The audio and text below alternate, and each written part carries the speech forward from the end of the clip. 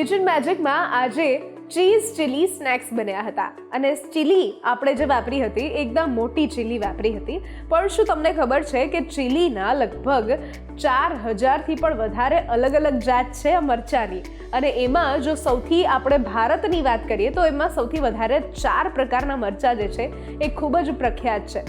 જેમ કે કાશ્મીરી મરચું જે આપણે વાપરીએ છીએ એ કલર માટે વાપરીએ છીએ કે થોડો રંગ સરસ મજાનો લાલ દેખાય. ગુટુરનું મરચું જે વાપરીએ છીએ એ તીખાશ માટે.